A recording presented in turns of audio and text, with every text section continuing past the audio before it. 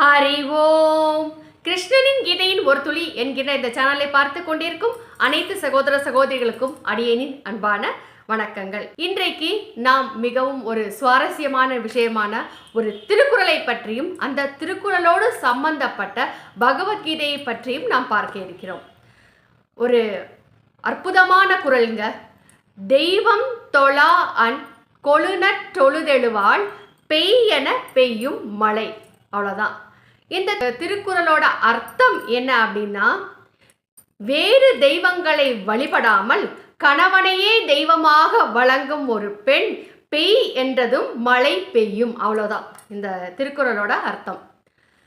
நாம் எல்லாருக்கும் இப்பொழுதுள்ள, அதுவும் இந்த காலகட்டத்தில் வாழ்கின்ற பெண்களுக்கு எல்லாருக்குமே ஒரு கேள்விக்குறி. அது என்ன, தெய்வத்தை கூட வணங்காம கணவனையே தெய்வமாக வணங்கின ஒரு பெண் பேய் அப்படின்னு சொன்ன உடனே மழை பெஞ்சிருமா அப்படின்னு ஒரு கேள்வி. இது என்ன இவ்வளவு வித்தியாசமாக இருக்கிறது? ஏன் பெண்கள் மட்டும்தான் அப்படி நடந்து கொள்ள வேண்டுமாம்? ஏன் ஆண்கள் அப்படி மனைவியிடம் அப்படி நடந்து கொள்ள கூடாதா என்று பல கேள்விகள் பலருக்கும் இருக்கிறது. இந்த திருக்குறளுக்கு உண்டான விடை பகவத்கீதையில் இருக்கிறதுங்க. எனக்கும் இப்படி ஒரு திருக்குறளின் உண்மையான அர்த்தம் தெரியாமல் பல நாள் தேடிக்கொண்டிருந்தேன். ஆனால் இதன் உண்மையான அர்த்தத்தை பகவத்கீதையில் பார்த்தவுடன் வியந்து போனேன். அந்த ஒரு விஷயத்தை உங்களிடமும் பகிர்ந்து கொள்ள வேண்டும் என்றுதான் நான் ஆசைப்படுகிறேன். இப்பொழுது இந்த திருக்குறளோட உண்மையான அர்த்தம் என்ன அப்படின்னு நம்ம பார்ப்போம். என்ன, இறைவனை வணங்காத ஒரு பெண் கணவனையே தெய்வமாக வணங்குகிறாள். அவ்வளோதானே? சரி, இதுக்கு உண்டான அப்படிப்பட்ட கணவனை தெய்வமாக வணங்கும் பெண் ஒருத்தி தன்னுடைய வாழ்க்கையில் எப்படி இருப்பாள் என்பதை நம்ம கொஞ்சம் யோசிச்சு பார்ப்போம். சரிங்களா? இப்போ கணவனையே தெய்வமாக வழிபடும் அந்த பெண் தன்னுடைய கணவனிடம் எப்பொழுதும் அன்பு மாறாமல் புன்னகை முகத்துடன் அவருக்கு எல்லா விதமான சேவைகளை, பணிவிடைகளை எல்லாம் செய்து, அவங்களுக்கு வேண்டியதெல்லாம் செய்து, எல்லாவற்றையும் செய்து அவரை எப்பொழுதுமே சந்தோஷமாக அமைதியாக பார்த்து கொள்வாள் அல்லவா? அப்படி கணவனிடம் அந்த பொண்ணு நடந்துக்கிறார். அதே மாதிரி அந்த தெய்வமாக வணங்கிய கணவனின் பெற்றோரையும் அந்த பெண்ணுடைய மாமனார் மாமியார் இல்லையா, அவங்களை கூட தெய்வத்தோட அம்மா அப்பா அப்படிங்கிற ஒரு எண்ணத்தோட அந்த பாவனையில் அவர்களையும் ரொம்ப மதிப்பாக நடத்தி அவங்களுக்கு நல்ல அவங்களுக்கு பணிவிடைகளை செய்து அவங்கள ரொம்ப நல்லா சந்தோஷமா அன்போட பணிவோட கனிவோடு அவங்கக்கிட்ட பேசி எல்லா விதத்திலையும் அவங்களுக்கும் கீழ்ப்படிந்து நடந்து அவங்களுக்கு நல்லதை செஞ்சு அவங்களே நல்லா பார்த்துக்குவா. அதே போலத்தான் கணவன் மூலமாக தான் பெற்ற பிள்ளைகளையும் அன்போட கனிவோட நல்ல விதமாக பார்த்து கொண்டு அந்த பிள்ளைகளையும் நல்லபடியாக வளர்த்து அந்த பிள்ளைகளுக்கு உண்டான விஷயங்களை எல்லாம் மனப்பூர்வமாக மனமும் செய்து புன்னகையோட அமைதியோட எப்பொழுதும் சந்தோஷமாக வாழ்ந்து கொண்டிருப்பார். எப்பொழுதுமே ஒரு தெய்வத்தையே கணவனாக நினைக்கின்ற ஒரு பெண், அந்த கணவர் எந்த விதமான பொருளை ஈட்டி வந்தாலும் அந்த பொருளில் எவ்வளவு அது அளவு குறைவா இருந்தாலும் சரி, அதிகமா இருந்தாலும் சரி, அதை மன நிறைவோட ஏற்றுக்கொண்டு அந்த பொருளை வைத்துக்கொண்டு தன்னுடைய வாழ்க்கையை செவ்வனே நடத்தி எப்பொழுதுமே மகிழ்ச்சியாகத்தான் இருப்பாள் அந்த பெண். அதே போல அந்த கணவருடைய உற்றார் உறவினர்கள் என்று யார் வந்தாலும் சரி, அவங்க எல்லார்கிட்டையும் ரொம்ப நல்ல பணிவோட பண்போட நடந்துக்குவா இல்லையா? இது நீங்க யோசிச்சு பாருங்க, உங்களுக்கே எல்லாம் நல்லா கொஞ்சம் புரியும் இல்லையா? இப்படி இந்த ஒரு பெண் எந்த விதத்திலும் தன்னை கோபப்படாம ஆத்திரப்படாம எப்பொழுது அன்போட எல்லா விதத்திலும் நடந்து கொள்வார். இப்போ பகவத்கீதை 12வது அத்தியாயத்துல 13-14வது ஸ்லோகத்துல கிருஷ்ணர் என்ன சொல்றார் அப்படிங்கறத நம்ம பார்ப்போம். எவன் யார் எல்லா உயிரினங்களிடம் வெறுப்பு இல்லாதவனோ, கணவர்கிட்டையும் அவர் மூலமாக கிடைக்கின்ற உறவுகள் கிட்டையும் இந்த வெறுப்பை காண்பிப்பாள் அந்த பெண், காண்பிக்க மாட்டாள் அல்லவா? அதே போல தன்னலம் இல்லாமல் எல்லோரிடமும் அன்பு கொண்டவனோ, தனக்குன்னு இல்லாம எல்லார்டையும் அன்பா பழகக்கூடியவளாக அந்த பெண் இருப்பாள். காரணமின்றி இரக்கம் காட்டுபவனோ அப்படின்னு சொல்லப்படுகிறது. கணவனையே தெய்வமாக நினைக்கும் ஒரு பெண் எல்லாரிடமும் காரணமே இல்லாமல் பயபக்தியோட அன்போடத்தான் நடந்துக்குவா.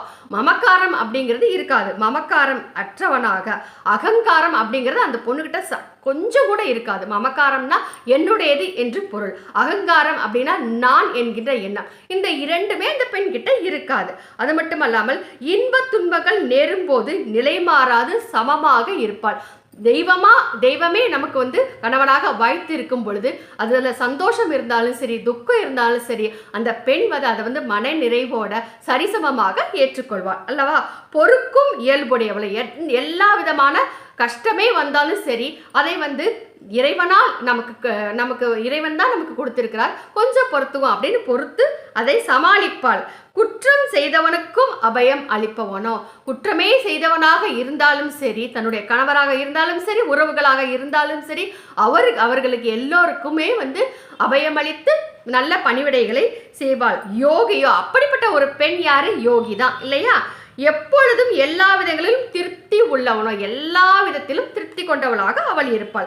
மனம் மற்றும் புலன்களோடு கூடிய உடலை தன்வசப்படுத்தியவனோ, அப்படி இருக்கும் பட்சத்தில் தன்னுடைய புலன்களுக்கும் தன்னுடைய உடலுக்கும் தன்னுடைய ஆசைக்கும் எந்த விதத்திலும் அந்த பெண்ணானவள் முக்கியத்துவம் கொடுக்க மாட்டாள். இதை நம்ம புரிஞ்சுக்கணும். மேலும் என் மீது திடமான நம்பிக்கையுடனே, கடவுள் மீது நம்பிக்கை இருக்கிறனால தான் கணவனையே கடவுளாக நினைக்கிறாள் அந்த பெண். ஆகவே வந்து இந்த செயல்கள் எல்லாமே அப்படிப்பட்ட ஒருவன் தான் என்னிடத்தில் மனம் புத்தி இவற்றை அர்ப்பணம் செய்தவனோ அப்படின்னு சொல்றாரு கிருஷ்ணர். கணவரையே தெய்வமாக மதிக்கும் பெண் தன்னுடைய மனதையும் புத்தியையும் முழுவதுமே தன்னுடைய கணவரை நினைத்து அதில் வந்து தெய்வமாக அவரை நினைத்து வழிபாடு செய்வதனால் அந்த பெண்ணானவள் தெய்வத்தையே வழிபடுவதாகத்தான் அர்த்தமாகிறது. அப்படிப்பட்ட பெண் என்னுடைய யாராக இருந்தாலும் சரி, இப்படிப்பட்ட ஒரு குணமுடையவன் என்னுடைய அந்த பக்தன் எனக்கு பிரியமானவன் அப்படின்னு கிருஷ்ணர் சொல்றாருங்க. இந்த ஸ்லோகத்துல நீங்க வந்து யார்கிட்ட பகவத்கீதை புஸ்தகம் இருந்தாலும் சரி அதை எடுத்து படிச்சு பாருங்க. என்னுடைய அந்த பக்தன், இதைத்தான் பக்தி என்று கூறுகிறார் கிருஷ்ணர். ஆனா வந்து நாம பக்தினா நாம என்ன நினைக்கிறோம்? கோயிலுக்கு போய் காலையிலையும் மாலையிலையும் வந்து கோயிலுக்கு போகிறது, சூடம் ஏற்றுறது, விளக்கேற்றுறது, வெற்றிலை தீபம் ஏற்றுவது, அதுக்கப்புறம் வந்து நெய் தீபம் ஏற்றுவது, தேங்காய் பழம் எடுத்து போய் அர்ச்சனை பண்ணுறது, விழுந்து விழுந்து கும்புறது, அங்கே கோயிலில் போய் இந்த மாதிரி காரியங்கள் எல்லாம் செய்துட்டு வந்து அதுக்கப்புறம் வீட்டுக்குள்ளே வந்தவனா ஒரே சண்டை சச்சரவு, நான் சளைச்சவன் இல்லை, நீ சளைச்சவன் இல்லைன்னு என்று போட்டி பொறாமை எல்லா விதத்திலும் வந்து ஒரு அமைதி இல்லாமல் திருப்தி இல்லாமல் ஒரு வாழ்க்கை வாழ்ந்துட்டு இப்படி இதுதான் பக்தியா என்றால் கிடையவே கிடையாது. யார் தன்னுடைய கர்மத்தை தன்னுடைய கடமை செவ்வனே செய்கிறார்களோ, இப்படிப்பட்ட ஒரு குணங்களுடன் யார் செவ்வனே செய்கிறார்களோ அதுதான் உண்மையான பக்தி. அதுதான் அப்படிப்பட்ட பக்தன் தான் எனக்கு பிரியமானவன் அப்படின்னு சொல்றாருங்க. இப்போ வந்து இது வந்து பக்தி அப்படின்னா என்ன அப்படிங்கிறத நம்ம இந்த விஷயத்துல இருந்து நம்ம பார்த்தோம் இல்லையா. இப்போ வந்து பகவத்கீதை 3வது அத்தியாயம் எடுத்துக்கோங்க.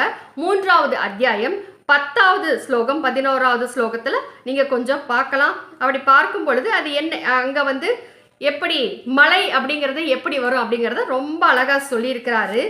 யார் வந்து இப்படிப்பட்ட கர்மத்தை யாகத்தின் பொருட்டு செய்யப்படுகின்ற கர்மம் அப்படின்னு சொல்லப்படுகிறது. இதுதான் வந்து ஒரு மனிதன் தன்னுடைய வாழ்க்கையை யாக வாழ்க்கையாக மாற்றி அமைத்து கொள்ள முடியும். இப்படி யாக வாழ்க்கையாக வாழும் ஒரு மனிதன் செய்யக்கூடிய யாகத்திலிருந்து அவிஷை என்று சொல்லப்படுகிறது. அதை வந்து தேவர்கள் பெறுகிறார்கள்.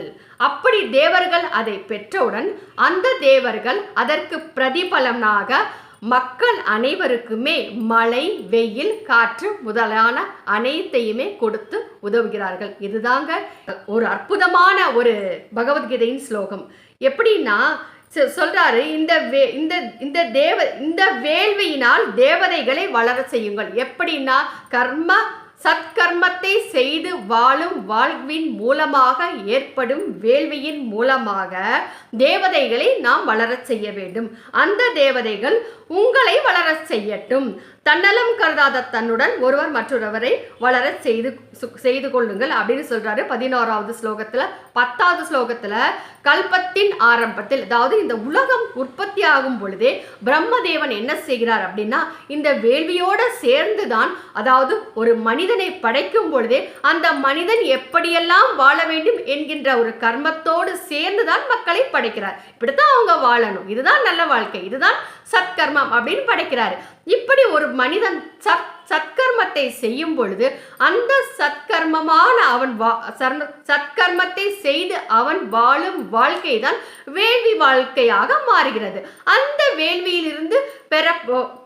வேள்வியிலிருந்து கூட ஹவிசை எனப்படுகின்ற உணவு அப்படின்னு சொல்லலாம். அது தேவர்களுக்கு கிடைக்கிறது. அந்த தேவர்கள் அதை ஏற்றுக்கொண்டவுடன் அந்த தேவர்களுக்கும் என்ன பணின்னா அவங்களுடைய கடமை அவங்க செய்யணும் இல்லையா? அவங்களுடைய கடமை என்ன? தேவர்களுடைய கடமை மக்கள் நமக்கு கொடுக்குறாங்க ஹவிசை, அதை ஏற்றுக்கொண்டு அதற்கு ஏற்றால் போல அந்த தேவர்களும் நமக்கு தேவர்கள் அப்படின்னா என்ன? முக்கியமா ஐம்பெரும் பூதங்கள், நீர், நிலம், நெருப்பு, காற்று, ஆகாயம். இந்த ஐம்பெரும் தேவர்களும் அதை ஏற்றுக்கொண்டு காற்று பகவான் நமக்கு தேவையான காற்றை கொடுக்கிறார். அதே போல வருண பகவான் நமக்கு தேவையான மழையை கொடுக்கிறார். அதே போல எல்லா தெய்வங்களும் பூமி தாய் நமக்கு எல்லா விதமான தாது பொருட்களையும் கொடுத்து நமக்கு உதவுகிறார். இப்படி ஐம்பெரும் பூதங்கள் எல்லாருமே மக்களுக்கு ஏற்றபடி அவங்களுக்கு தேவையான எல்லாவற்றையுமே கொடுத்து உதவுகிறார்கள். அப்படிதாங்க, இதுதாங்க இந்த திருக்குறளுடைய அர்த்தம். அப்படி ஒரு வேள்வியாக ஒரு பெண் தன்னுடைய வாழ்க்கையை வாழும் பொழுது அப்பேற்பட்ட அந்த பெண் பெய் என பெய்யும் மழை.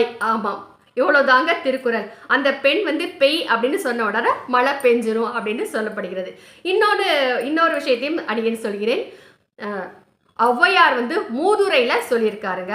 அது என்னன்னா, நல்லோன் ஒருவன் உளரேல் அவர் பொருட்டு எல்லோருக்கும் பெய்யும் மழை. அவ்வளோதாங்க. இதுதான் மூதுரையில் ஔவையார் சொன்ன விஷயம்.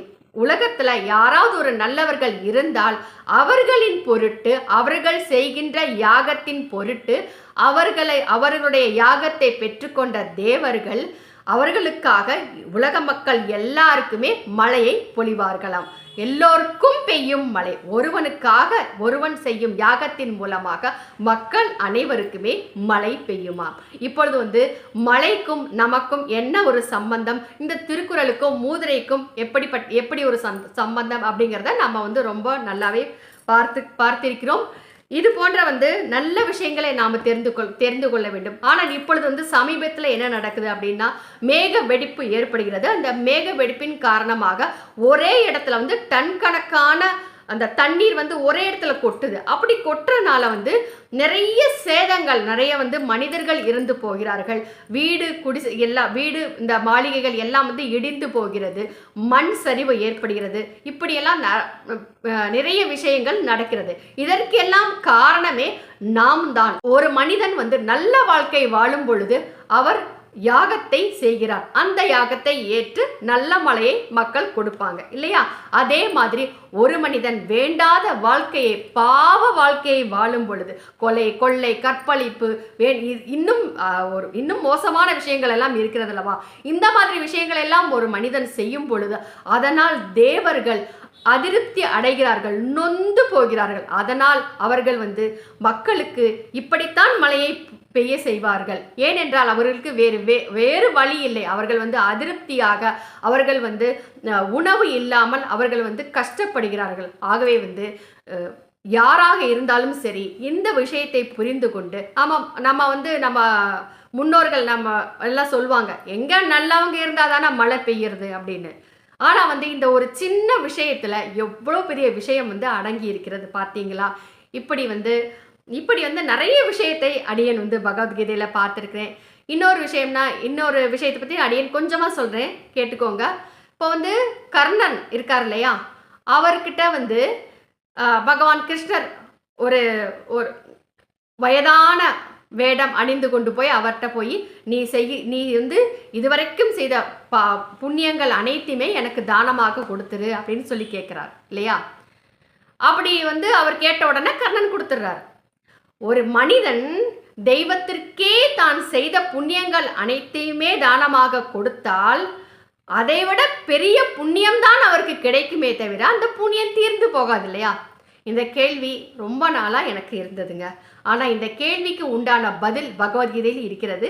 இந்த பதிலை நீங்கள் தெரிந்து கொள்ள வேண்டும் என்றால் இந்த சேனலை சப்ஸ்கிரைப் செய்து கொள்ளுங்கள். இந்த பதிவை உங்கள் நண்பர் உறவினர்களுக்கு பகிர்ந்துடுங்கள் என்று கூறி விடைபெறும் இவள் தமிழ்நாடு மதுரை கல்லூரி அருகே ஜீவசமாதி அடைந்துள்ள ஸ்ரீ சிவானந்த சரஸ்வதி சுவாமிகளின் பேத்தி ரஜுலா விஜயராகவன். நன்றி.